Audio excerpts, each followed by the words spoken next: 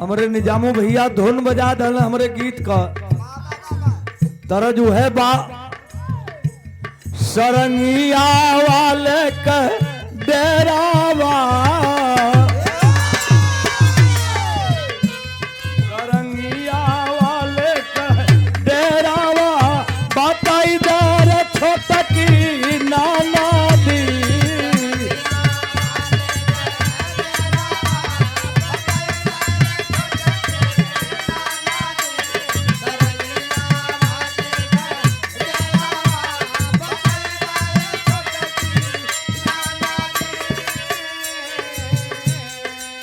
कहावत से आवे लढोल की तबला कहावत से आवे ना गालाची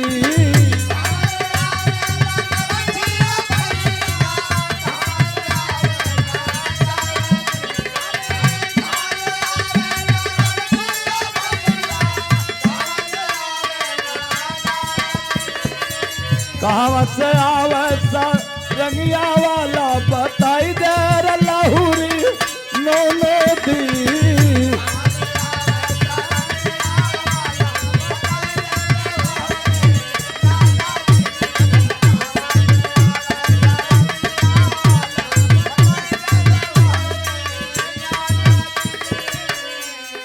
जेकर अमर भइल नामावा जेकर अमर भइल नामावा उतजलस परानवा धोखे से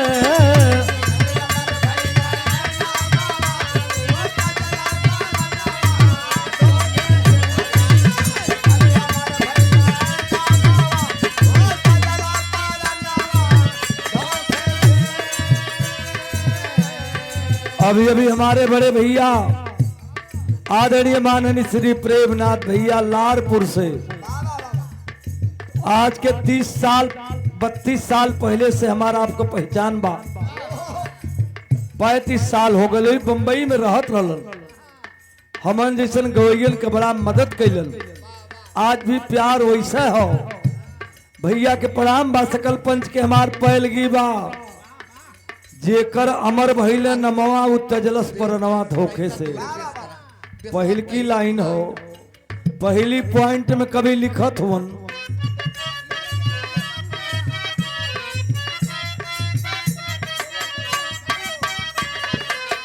इंद्र के कहाला बन मुर्गा बोले शशि हर साई हो बोले शशि हर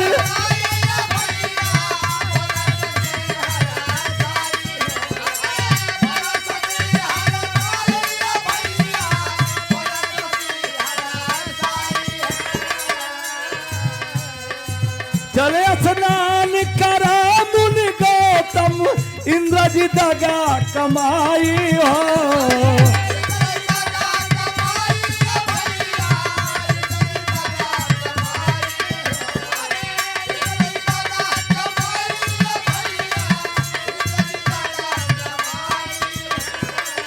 नारी अहिल्या प्रतिबरता कर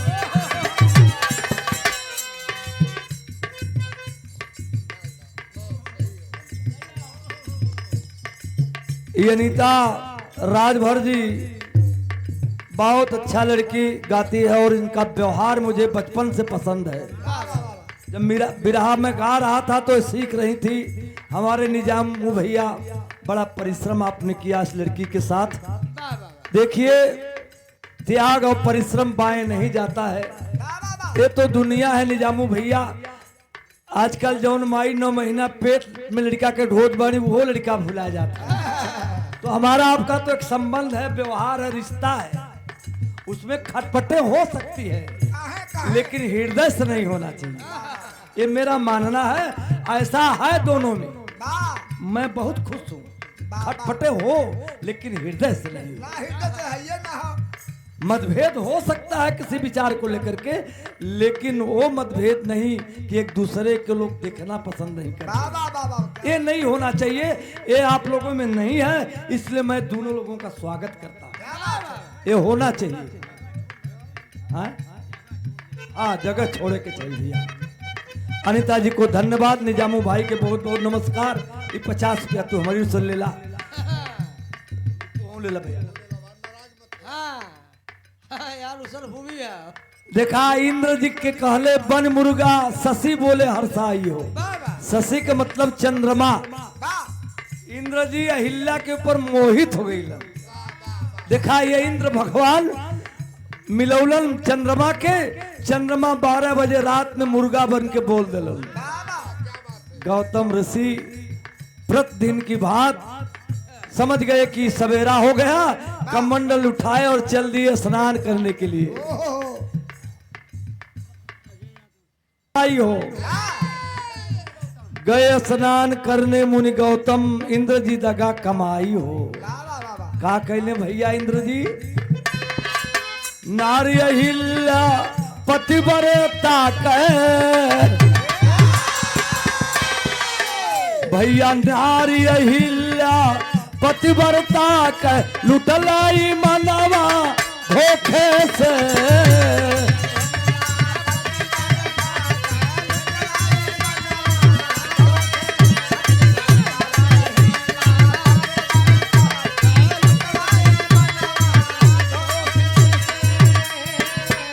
देखा है, इंद्र भगवान ही हो, लोग धोखेबाज रह। नाराज मत होइए, हम आप तो आदमी बारी। इंद्र जी दगा कमा गए, पटना रहिला पतिव्रता के धोखे से ईमान लूट ले। भैया हो, अहिल्या जैसा नारी का ईमान धोखे से इंद्र जी जब लूट लेना। जब गौतम जी गए स्नान करे, गंगा जी देखली, कहले अरे मूर्ख, हरी तू 12 बजे रात को चला आया, उधर तुम्हारे अहिल्या के साथ क्या हो रहा है तुझे पता है? वहीं से गौतम मुनि कमंडल लेके दौड़े शुरू कैलन कुटिया की तरफ। जब अइले है तो भयल का,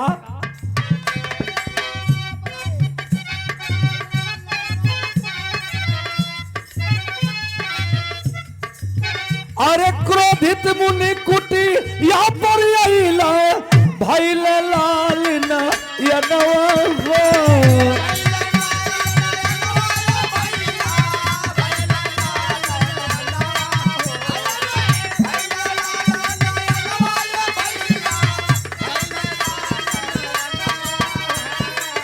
ये वही कुटिया पे अइला, अरे बाप रे बाप, चंद्रमा जोन बा भागा शुरू कैलन, इंद्र जी भागा शुरू कैलन, और चंद्रमा मुर्गा का रूप बना के जब दौड़े शुरू कैले, भागे शुरू कैलन, तो गौतम जी कैले का,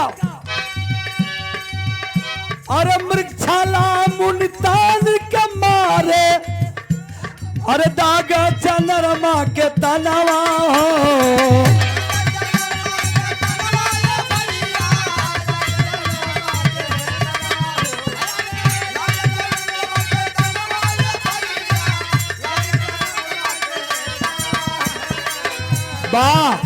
गौतम ऋषि जी देखले, कहले दोस्त, मृगशाला खींच के मंत्र पढ़ के जब मरलन है, चंद्रमा के लगल हुए उनके दाग पड़ गई। सबसे पहले टीबी भइल चंद्रमा के, जेकर नाम पहले रहल क्षय रोग, अब हो गल टीबी। लेकिन नारी अहिल्या पाथर हो गईली, नारी अहिल्या पाथर भैली, हर दिए दरसनवा धोखे से।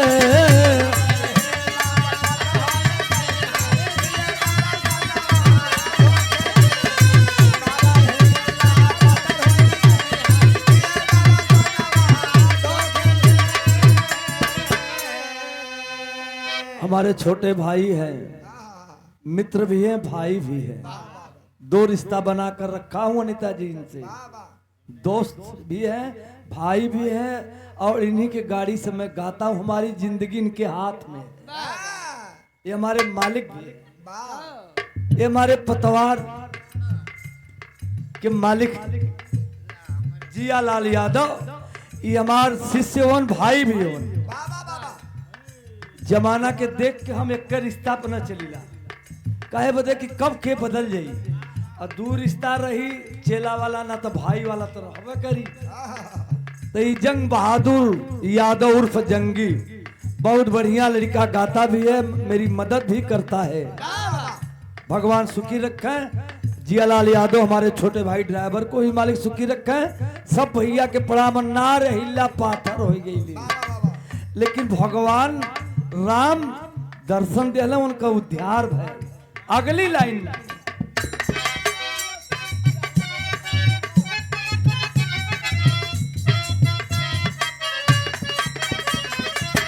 पालियो सुगी रिवजी रहल दोनों सगा बिरानवा हो।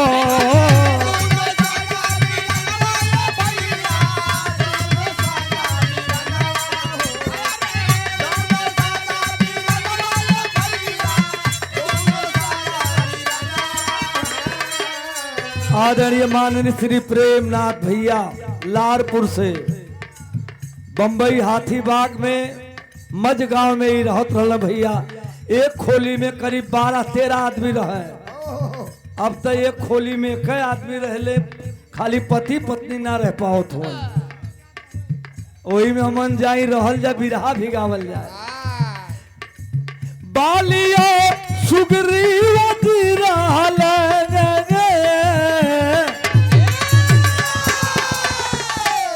दोनों सगा बिरनवा हो। बाली के दर से सुग्रीव जी भटके बनवा बनवा हो।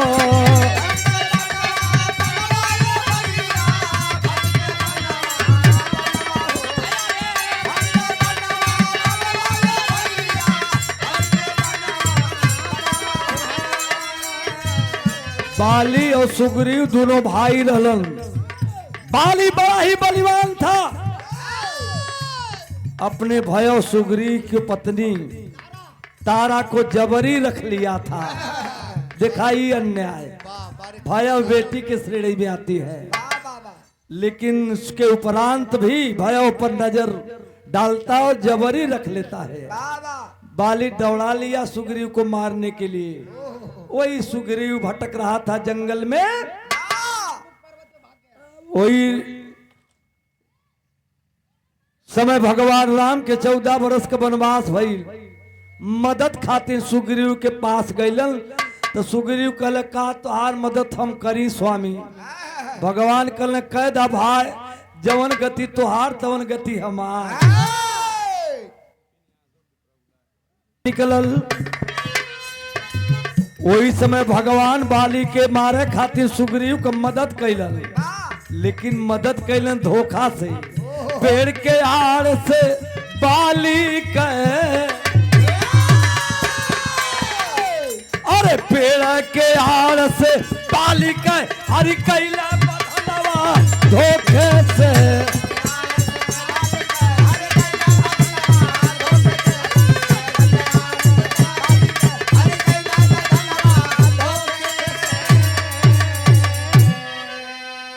माई बाप के तीर्थ करावे गैला सरवनी ललनवा वो। भरत का मंडल जल में रहला, दशरथ सोचल मनवा हो।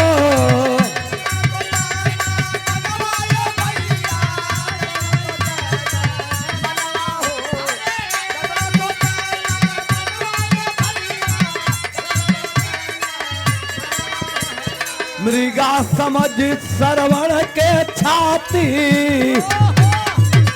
और मृगा समझ सरवण के उठाती। मल्ले तब बनवा धोखे से।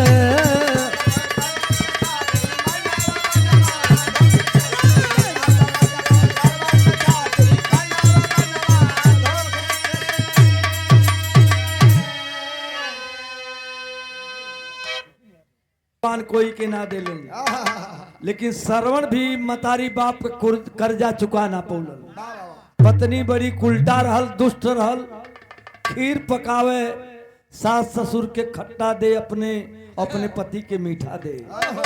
एक दिन श्रवण कुमार के जब पता चलल, पत्नी के झोंटा पकड़ के घिसराए के वही चूतर पर 2 लात मारलन, मार के भगा दलन। माई बाप के जब तीर्थ करावे चलन है, प्यास लगल, जब पानी लेवे गईलन, वही समय जब घड़ा डुबौलन, आवाज आई, दशरथ अयोध्या के राजा भगवान राम के पिता थे, राजा दशरथ, चला दिए बाण। श्रवण कुमार के छाती में बाण मार दे लगे। लोग कहले कि राजा दशरथ शब्द वेदी बाण मारते थे। साथियों, मैं आपको बता दूं, वैसे राजा दशरथ जो भी बाण मारते थे उसकी बात छोड़िए, लेकिन इतना मैं जरूर बताऊंगा, वो जानबूझ करके मारे थे। क्यों? कि चंद्रकला उनकी बहन थी, एक मामूली सी अंधे ऋषि के साथ संबंध बना लिया था।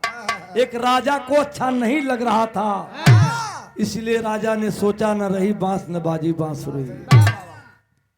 श्रवण कुमार को मार दिए, लेकिन वही अंधी अंधा श्राप दिए कि जाओ, जैसे हम लोग पुत्र विरह में आज प्राण त्याग रहे हैं, यही हाल तुम्हारी होगी। अगली लाइन में कहना,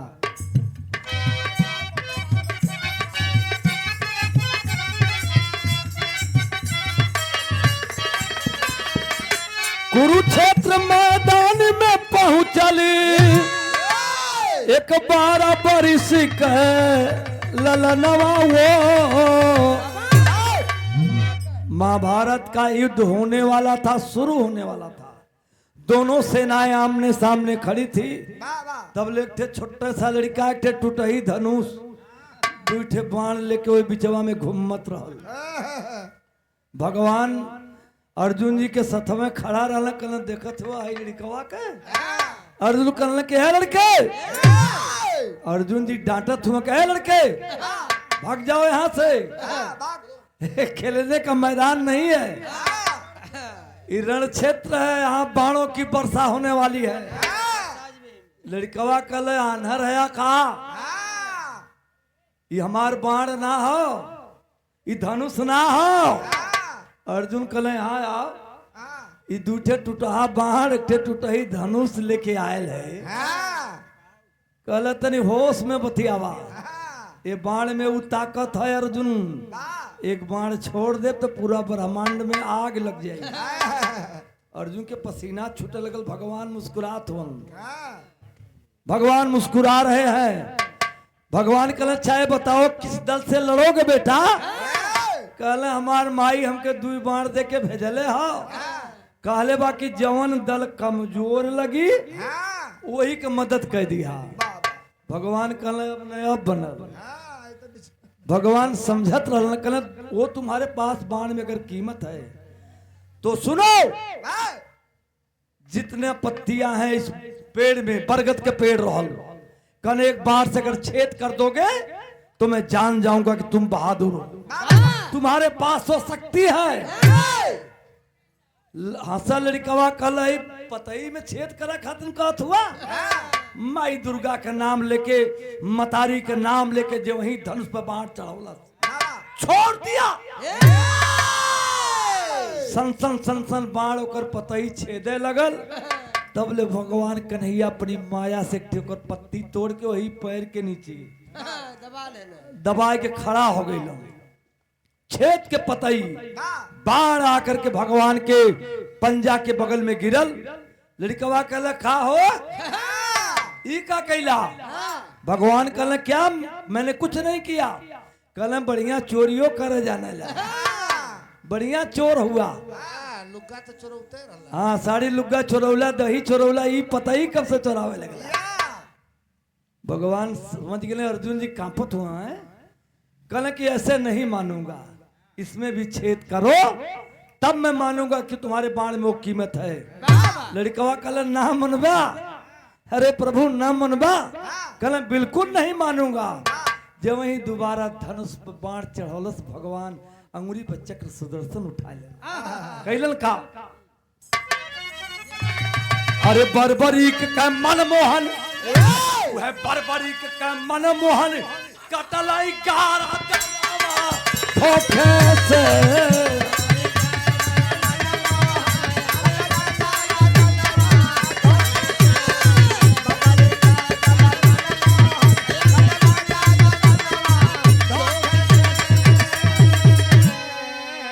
पुनः पुरस्कार देने वाले हमारे मंच पर बैठे हमारे बड़े भाई प्रिय दुबल सिंह का चिंता में कुंवर कन्हैया 56 करोड़ जदवंशियों का नाश हो गया। हाँ, नागर मुथा के जरिए श्राप था दुर्वासा ऋषि का। भगवान कन्हैया चिंतित मुद्रा में एक पेड़ के नीचे जवन बा पैर पर पैर चढ़ा के सूतल रहना। उनके तलवा में चक्र का निशानी रहल, चमचम चमचम चमकत रहल। थे पहेलिया घूमत रहल शिकार करे खातिर। देखलस दूर से कल कोई हिरन है, चला दिया बाण, मरले बहेलिया बाण सनसनाए के जाय के भगवान के वही तलवा में लगल। भगवान वही जमीन पर गिर के तड़फड़ाए लगल, छपटियाए लगल। भगवान कन्हैया पहुंचल, देखल रे यार तो भगवान कन्हैया हो खड़ा बा। पांचों भाइयन के पता लगल, पांडव भाग के अर्जुन धनुष बाण लेके, भीम गदा लेके। भीम कहले कवन मरलस रे? अरे भगवान के सरवाई बहलिया मार देलस। अरे बाप रे बाप, कहाँ गए? अर्जुन कहलन क्यों रे? एक मामूली सा बहलिया भगवान को मार दिया। भगवान करे चिल्ला मत, बड़ा तकलीफ में बाड़ी, तनी मदद कर जा। बड़ा खजुली होता तनी खजुआ जा। धर्मराज समझ गए ज्ञानी आदमी, कहले अर्जुन दूर हो जाओ, बस दूरी बना लो।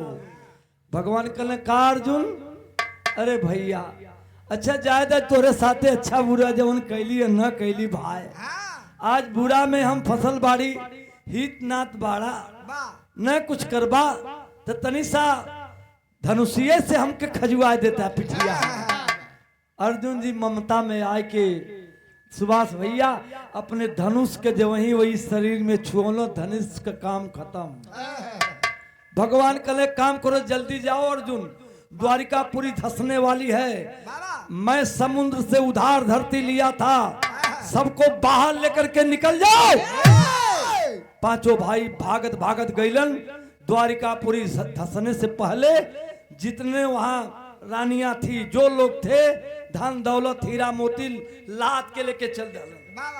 आगे बढ़ले जंगल में 5-7 को मुसहर देखले, कहले रे कहाँ जात हुआ रे? भीम कहले रे नाने के पता ना हो। भीम कहले रे ससुर हम भीम है ना। अर्जुन कहाँ? हम अर्जुन है ना। मुसहरवा ले रहना मुसर उसर, हाँ वही मुहे तक हिराज ने कहले कि मारे सरऊ कांच फेंक दे। करे सारे कवन भीम रे? कवन अर्जुन? अर्जुन धनुष पर बाण चढ़ावे, धनुष ये पुट से टूट जाए। कहना सरऊ अर्जुन भीम गोबर पानी छीन लेन। वही अर्जुन वही बाण, समय होत बलवान।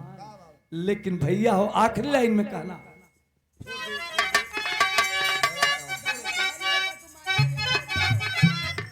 कहा बिहारी पत्तू माया का लागल बजरिया।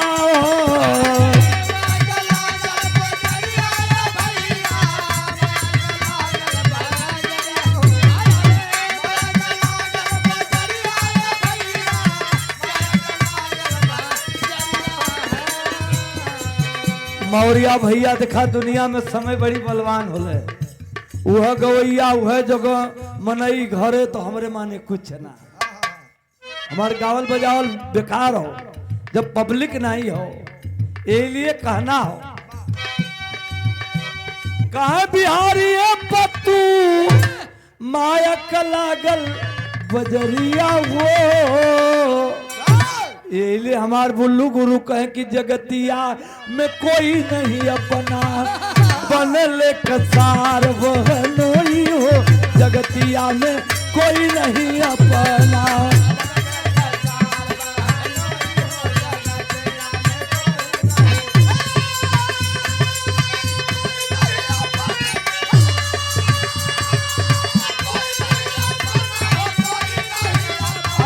भैया बा बनल कसार बहनोई हो। पुरस्कार देकर के सम्मान किए हमारे प्रेमनाथ भैया।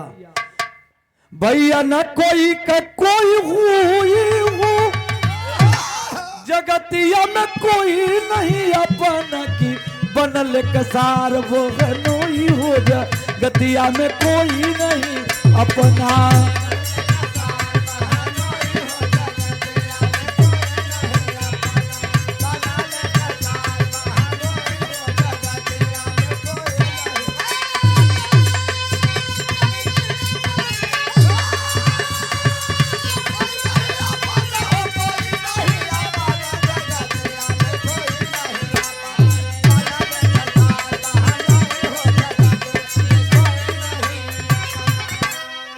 फूलचंद भैया हर सैल अनीता साहब दिन के गवावाला की जगतिया में कोई नहीं अपना।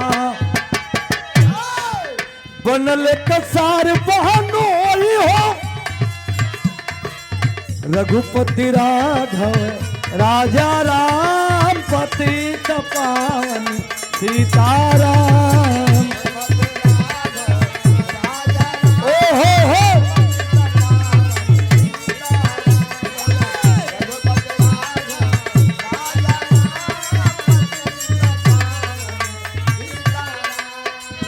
ईश्वर अल्लाह तेरे नाम सबको सन्मत दे भगवान। बोलो रघुपति राघव राजा